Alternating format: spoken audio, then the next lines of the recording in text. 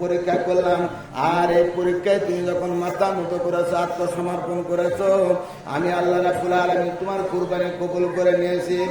আর অনাথদের মুসলিম, এইভাবে আমি মুসলিমদের পুরস্কার করে থাকি। জোরে সরে কাম সুবহানাল্লাহ। আল্লাহুম্মা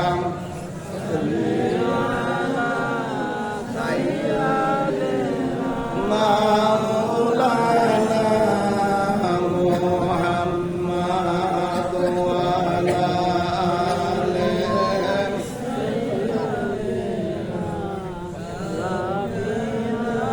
এর নাম হলো তাকওয়া। আল্লাহ রাব্বুল আলামিন বলেছেন, লা ইয়ানালুল্লাহা লুহুমুহা ওয়ালা দিমাউহা ওয়ালাকিন ইয়ানালুহু তাকওয়া মিনকুম। আমি আল্লাহর কাছে তোমার কুরবানির রক্ত, মাংস, গোশত, গুন্ড, সিনা, কলিজা একটাও পড়ছে না। তোমার কুরবানির রক্তের ফোঁটা জমিনে পড়ার পূর্বে তোমার যদি আমি আল্লাহকে সন্তুষ্ট করার উদ্দেশ্যে তোমার কুরবানি হয়ে থাকে, ওই কুরবানি আল্লাহ রাব্বুল আলামিন আমি ঘোষণা দিলাম আমার আরশে আজিমে পৌঁছে যাবে। সুবহানাল্লাহ। আর আমাদের তাকওয়া, এই তাকওয়া হযরত জাবের রাদিয়াল্লাহু তাআলার মধ্যে যেমন তাকওয়া ছিলেন, আল্লাহ নবীকে দাওয়াত করলেন, দাওয়াতে আল্লাহ নবী আসলেন, সকালবেলা সন্তানকে নিয়ে জব করলেন খাসি একটা, জব করে গোস্ত তৈরি করে রেখে দিয়ে বিবির কাছে গোস্ত সব তৈরি করে রেখে দিয়ে পাকের জন্য রেডি করে দিয়ে তিনি আল্লাহ নবীকে আনতে গেলেন। আল্লাহ নবীকে আনতে গেলেন, আল্লাহ নবী আসতেছেন, আর বড় ভাইকে ছোট ভাই বলছে, ভাই আমার খাসি কই? বলে জব হয়ে গেছে। কেমন হয়েছে? প্র্যাকটিক্যাল দেখালেন। প্র্যাকটিক্যাল যখন দেখাতে গেছে সন্তান জবই হয়ে গেছে, তখন মাকে বলছে, মা আমার ছোট ভাই জব হয়ে গেছে। মা ওরা কাপড় দিয়ে জড়ায় রেখে ঘরের এক কোণে রেখে দিলেন। বড় ছেলেকে বলছে, বাবা তুই আমার কাছে আয়, তোরা দেখে দেখে আমি তার রান্নাটা শেষ করে দিই। বড় সন্তান ভাবছে আমাকে মারবে। এই মারের ভয়ে তিনি আস্তে আস্তে আস্তে মা আgoয়, ও আgoয়, শেষ পর্যন্ত পাহাড়ের চূড়ায় উঠে লাফ দিলেন।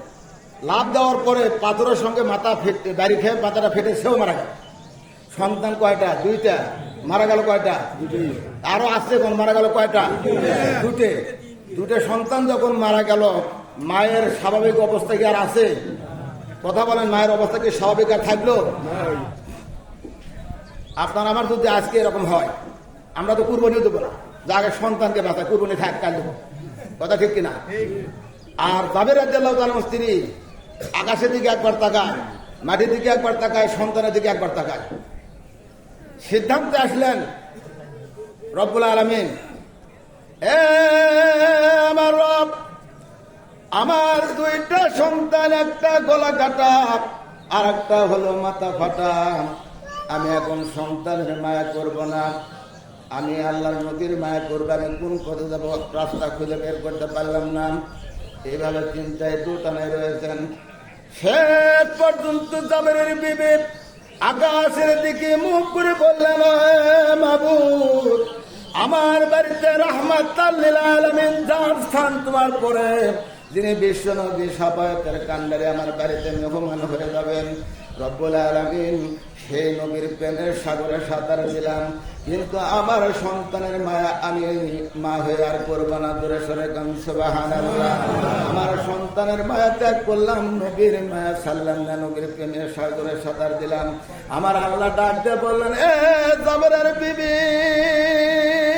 তুই যেমন তোমার কলিজার টুকরা সন্তানের মায়া ত্যাগ করে আমার নবীর প্রেমের সাগরে সাঁতার দিয়ে তুমি যেমন আমার নবীর মহব্বতের সন্তানের মায়া ত্যাগ করলাম, আমি আল্লাহ ঘোষণা দিলাম তোমার ওই দুইটা সন্তান আমি আল্লাহ আর নেব না। করে সরে কান সুবহানাল্লাহ। দয়ালো নবী প্রেমের ছবি, ধরে দয়ালো নবী প্রেমের ছবি আর না জগতে, ধরে দয়ালো নবী প্রেমের ছবি। এত মানুষ যদি একটু বলা হয়, আওয়াজটা তো আরো বদল, আর অন্তরে এত কৃপণতা যে আল্লাহর নাম উচ্চারণ করতেও ব্যক্ত রেখেছে। এর আগে প্রথমে বললেন আমার হায়াত, আমার মত, আমার নামাজ, আমার কুরবানি আল্লাহ। সে আল্লাহর কথা বলতে যদি কথা আওয়াজ না বের হয়, এখনই ঝগড়া লাগলে তো আওয়াজ বড় বড় হয়। চাষ করে বসে তো ঘন্টার পর ঘন্টা আওয়াজ বড় বড় কথা হয়। আর আল্লাহর জায়গায় এসে আল্লাহকে রাজি খুশি করার বসে মুখ দিয়ে আওয়াজ বের হয়। এর চাইতে কৃপণ আর কি হতে পারে? আল বাখিল আদিউল্লাহ ওই তো আল্লাহর বেশি শত্রু যে ব্যক্তি আল্লাহর নাম উচ্চারণ করতে কৃপণতা করে। করুন দয়াল নবী প্রেমের ছবি আর আনবে না জগতে, হাসর দিনে উম্মত বিনে, হাসর দিনে উম্মত বিনে যাবে না নবীজি বেহেশতে। দয়াল নবী প্রেমের ছবি আর আনবে না জগতে। 63 সাল জিন্দেগি কাছে বলে উম্মতি, এখনো কান্দে শুয়ে মদিনাতে। দয়াল নবী প্রেমের ছবি আর আনবে না জগতে। আমার আল্লাহ ঘোষণা দিলেন, এ জাবেরের বিবি, তুমি যেমন সন্তানের মায়া ত্যাগ করে আমি আল্লাহর মহব্বতে আমার নবীর প্রেমের সাগরে সাঁতার দিলাম, আমি আল্লাহ কথা দিলাম তোমার ওই কলিজার টুকরো গলা কাটা মাথা ফাটা সন্তানকেও আমি আল্লাহ নিলাম না। দূরে সরে কোন সুবহানাল্লাহ।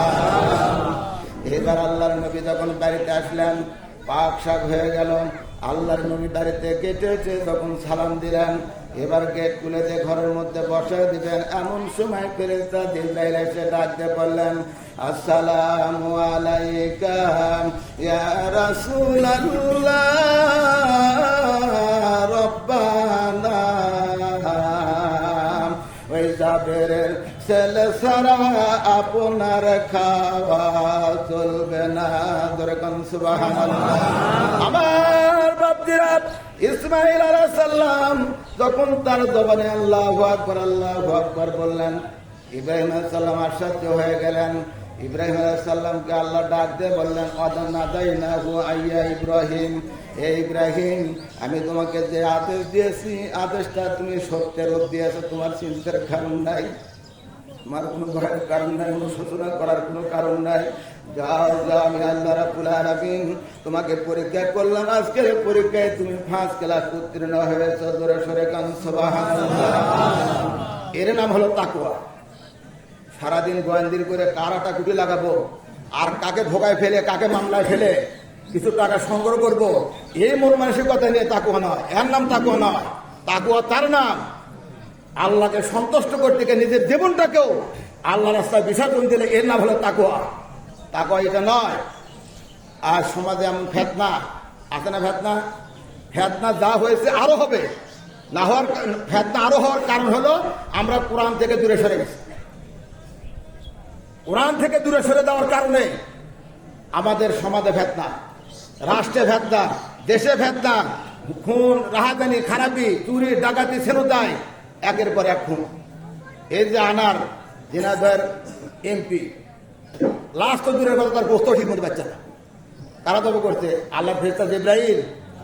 কথা বলেন, কারা দব করছে তাকে? আল্লাহর ফেরেশতা জিবরাইল।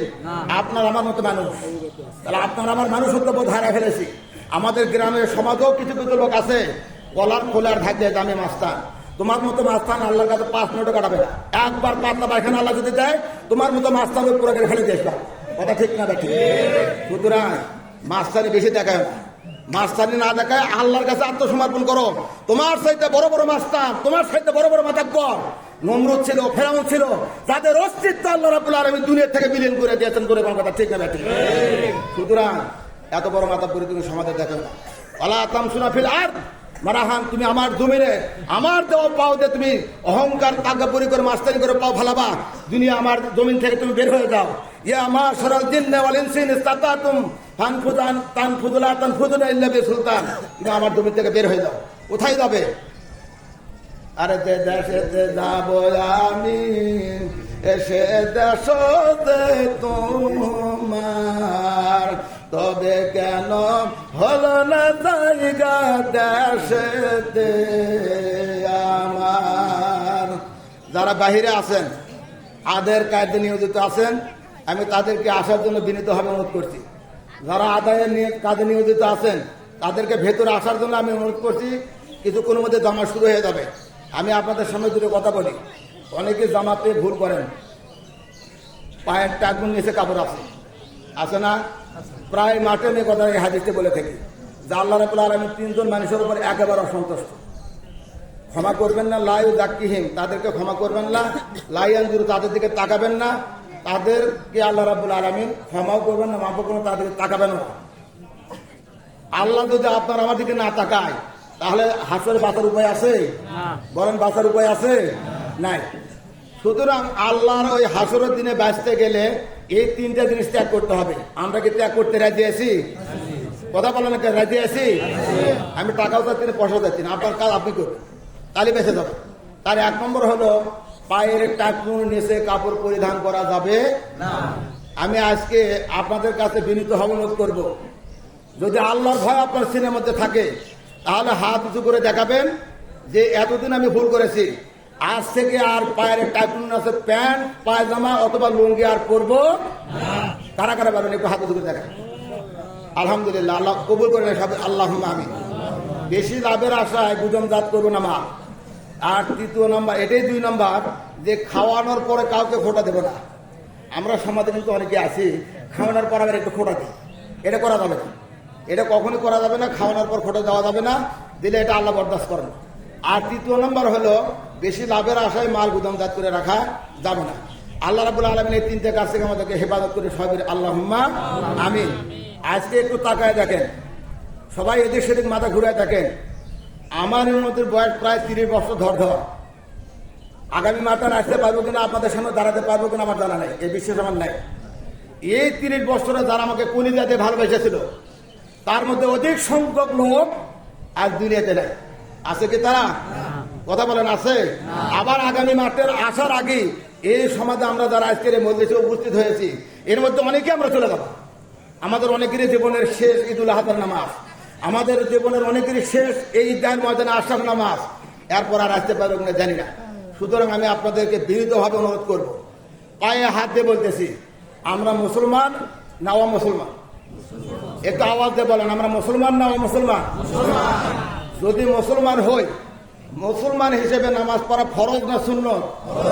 আরো জোরে বলেন, ফরজ না সুন্নত? তাহলে আমি আপনাদের পায়ে হাত দিয়ে বলি, নামাজ ছাড়া কবরে, হাসরে, মিজানে, পুলসিরাতে পার হওয়ার অনেক আলেম আছে। একজন আলেমও বলতে পারবে না পার হওয়ার কোনো চিপে গলি আছে, যে চিপে গলিতে টাকা পয়সাতে পার হয়ে যাবে, এরকম কোন গলি আছে? এরকম কোন ফাঁক ফুকর আছে? আপনার হিসাব একরা কাতাবাকা কাফাবে নাফসিকা ইয়ুমা আলাইকা হাসিবা, আপনার হিসাব আপনাকে পাঠ করতে হবে। আর আল্লাহ বলবেন হিসাবকারী, হিসাব গ্রহণকারী হিসেবে তুমি যথেষ্ট, আমার শোনা লাগবে না তুমি কি করছো দুনিয়াতে, তোমার কর্মকাণ্ড তুমি দেখো, তুমি পড়ো আর তুমি শোনো, তাহলে সেদিন তো অধ্যায় পাবো। আল্লাহ বলবেন, আমরা বলবো যে আমরা নামাজ পড়েছি, অত নামাজ পড়িনি।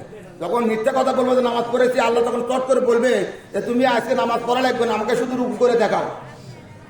আল্লাহ বলবেন কোমরটা না সোজা হয়ে যায়, বুঝলে দুনিয়া নামাজ পড়েনি, গাদ্দারি করছে হাসের মজা, কোমরটা সোজা হয়ে থাক, কোমর আর হালাতে পারবে না। আল্লাহ বলবে তুমি না বললো নামাজ পড়ি, আমি নামাজ পড়েছি দুনিয়ায়, তা কোমর সোজা করে ব্যয় করবে, কারণ ওই আল্লাহ ভুল হয়ে গেছে। সুতরাং নামাজ ছাড়া আপনার আমার বাঁচার কোনো কায়দা নাই।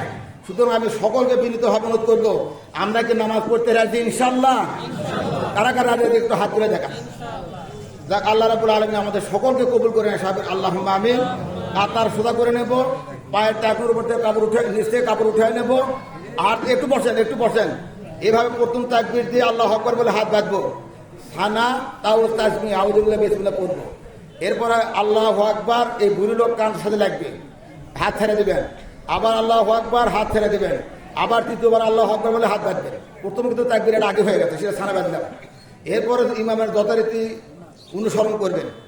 এরপরে দ্বিতীয় রাকাতে রুকুতে যাওয়ার আগে 3 বার আল্লাহু আকবার, আল্লাহু আকবার, আল্লাহু আকবার, তারপর আল্লাহু আকবার হাত দেবেন, হাত বাঁধা যাবে।